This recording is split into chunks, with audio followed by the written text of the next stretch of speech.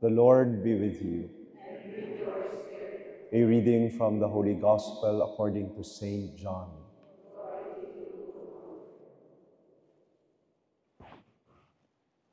Jesus said to his disciples, I still have many things to say to you, but they would be too much for you now.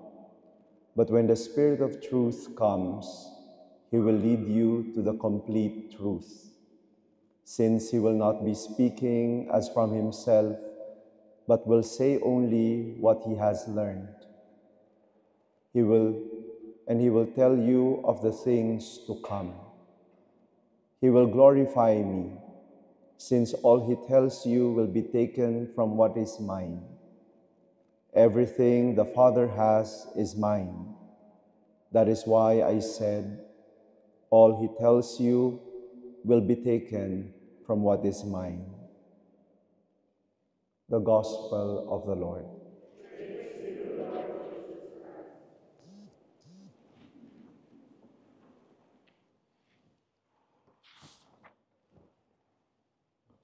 Four points I would like to share. The first one is that in my 20 years in Catholic travel, this is the first time I will celebrate the Eucharist in this chapel. My first time. Second, the first reading, the letter or the Acts from the Acts of the Apostles, Paul addresses his words to the Athenians. Athenians. Not people from Ateneo, but from Athens.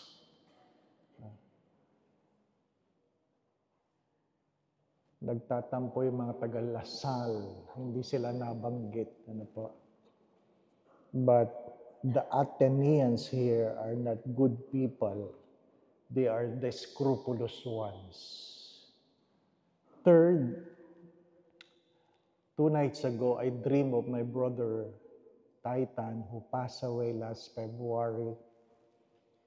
And it was so vivid seeing him packing his luggages, his things, and said, I have to go ahead. It was a happy goodbye, but so vivid, so real. I have to go ahead.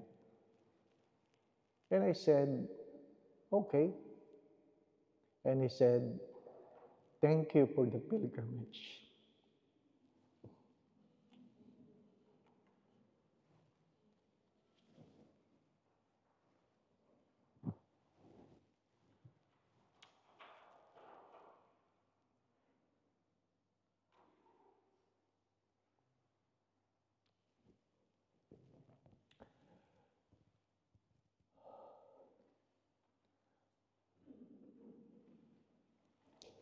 There are goodbyes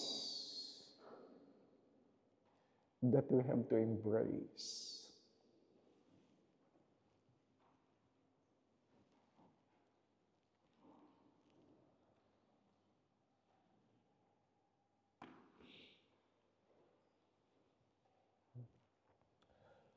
The gospel speaks of goodbyes.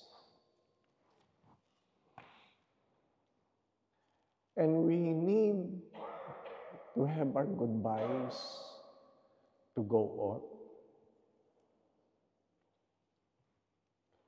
We need to close some doors so that we can open a new one. Eventually, we will have our own goodbyes because our pilgrimage will end few days from now. The saints has to say their goodbyes, and many times they have said this, our goal is not to live long, but to live well. Many of the saints die young. And they have their early goodbyes because we are not really meant to stay in this world. We are just pilgrims. Live well. Live well by living the life that God has meant for you. Life doesn't mean to be perfect, but if you live a life with a purpose, you will live a life full of meaning. And fourth, you have heard this many times that the greatest tensions we have in our lives is the tension between what we know and how we feel. The greatest tension in our lives is the tension regarding what we know and how we feel.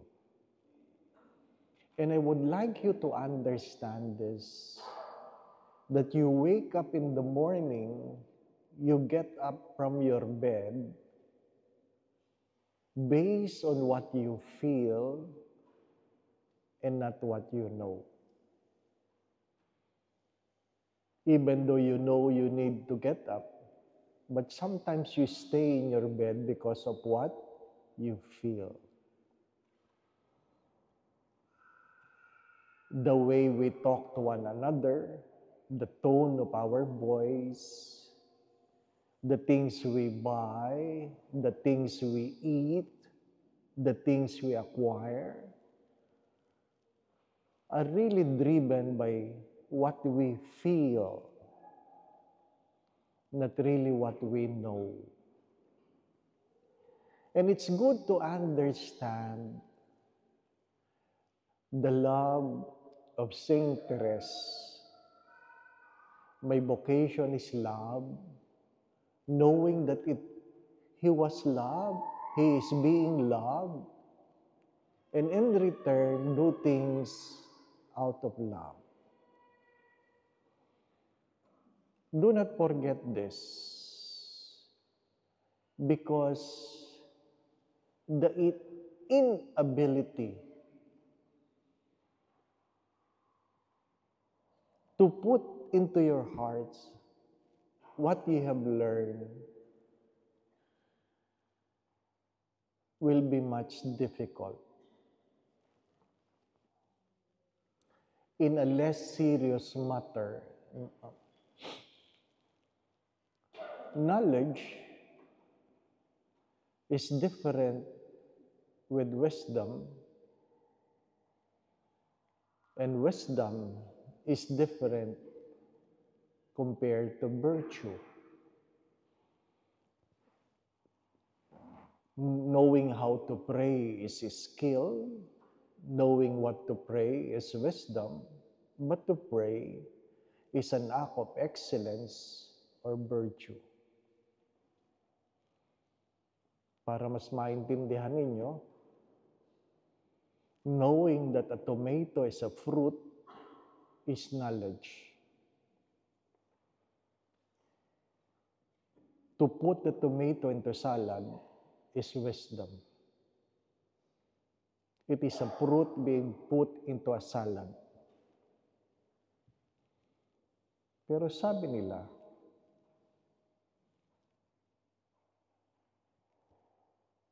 to take a tomato soup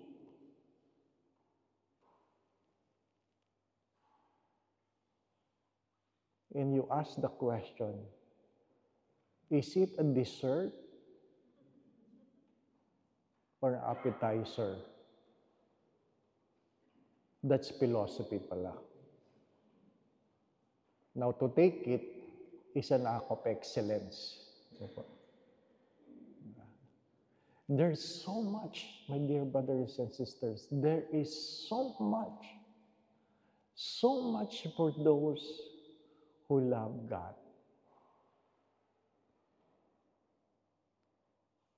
There is so much. If you will only open your hearts, your minds to God, there is so much. Do not be afraid of goodbyes, because your fear might make you live a life of regret. Sana binili ko na lang yun. Sabi ni Cesar.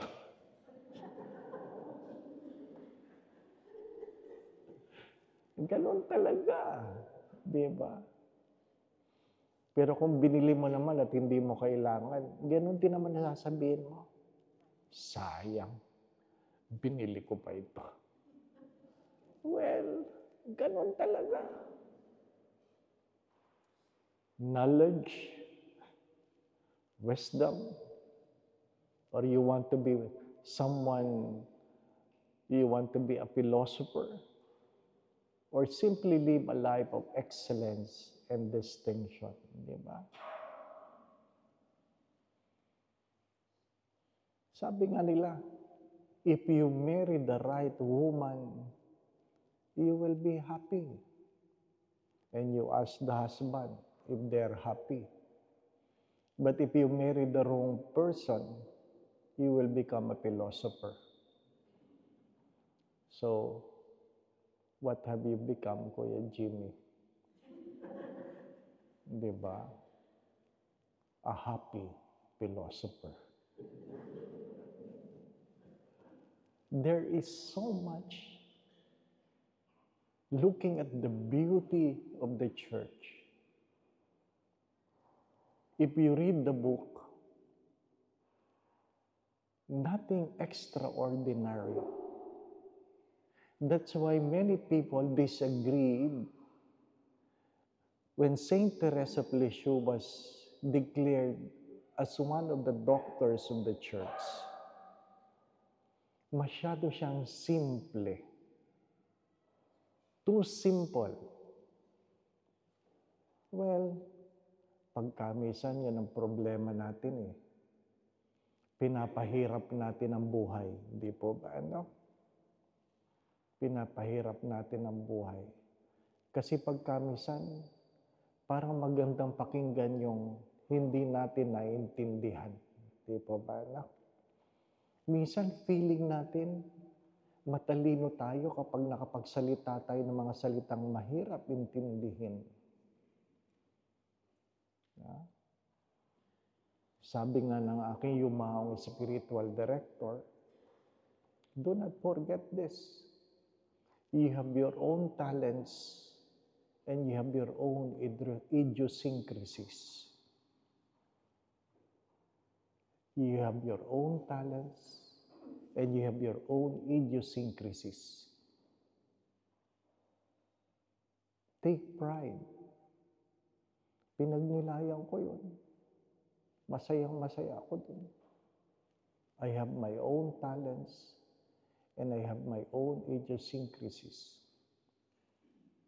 And late, I look at the dictionary, what is the meaning? Sa Tagalog pala, may sarili kang talento at may sarili kang katangahan. Idiosyncrasies na lang, mas maganda pakinggan, no? Well, my dear friends, my brothers and sisters, like the first reading, we can easily see the misgivings of other people because we don't want to accept our own. Be simple. We are just pilgrims. Treasure the moments. Seize the moments. Because eventually, we will have our own goodbyes. We goodbyes with a smile.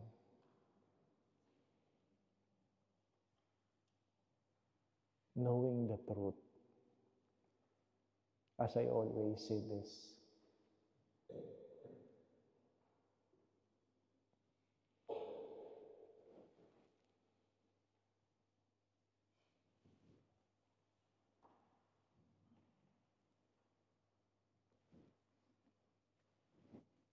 life was not perfect. But in our goodbyes, we can go back. We have our own memories.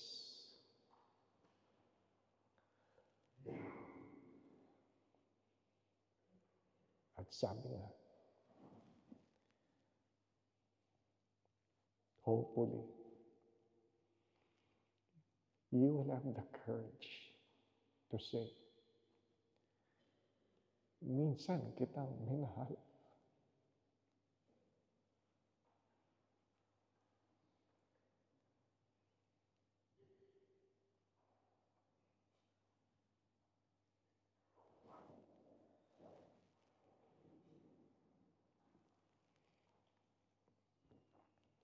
Minsan kitang minahal.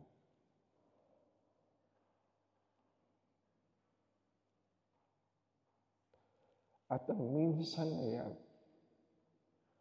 ay magpakailanman.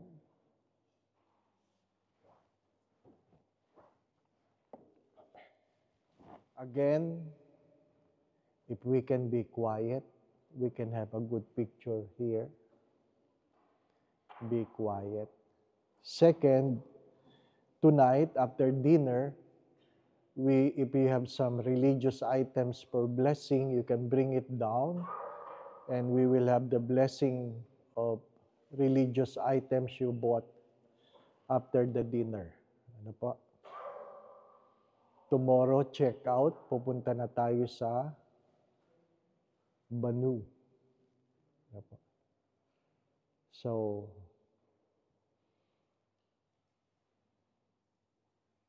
last 2 nights, no? I will miss you.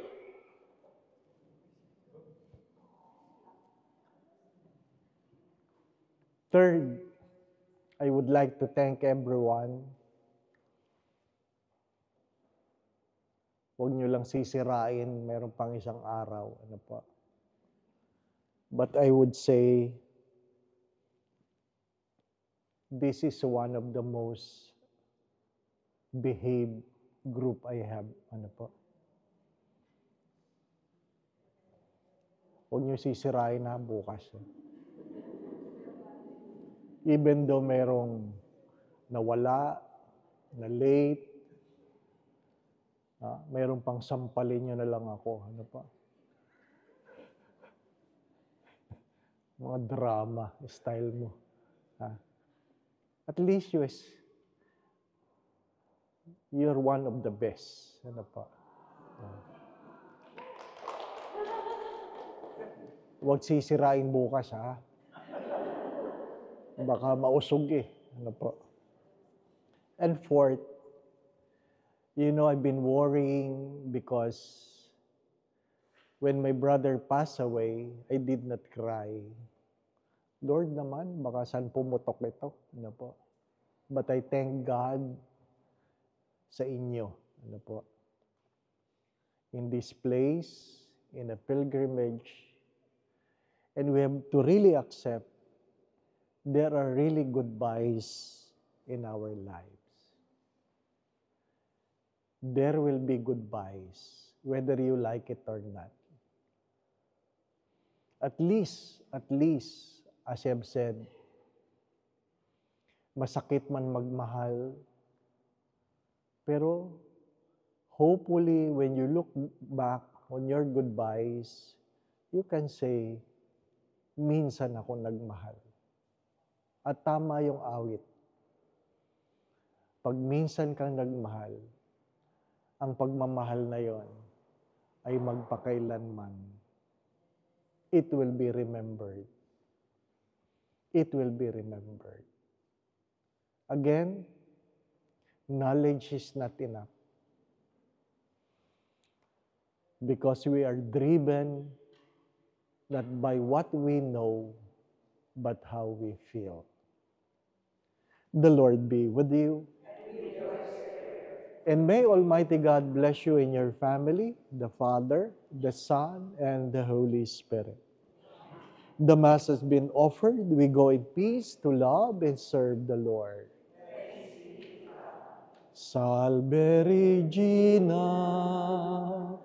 Mater Misericordiae, vita dulcedo, espes nostra salve. Ad te clamamus, exules filii Ebe, a te suspiramus, gementes et plentes, in hac lacrimarum valle. Ea ergo advocata nostra, ilius tuos, misericordes oculos, ad nos converte. Et Iesum benedictum fructum ventris tui, nobis pos hoc exilium ostende. O clemens, O pia, O dulcis Virgo Maria. Pray for us, O Holy Mary, Mother of God.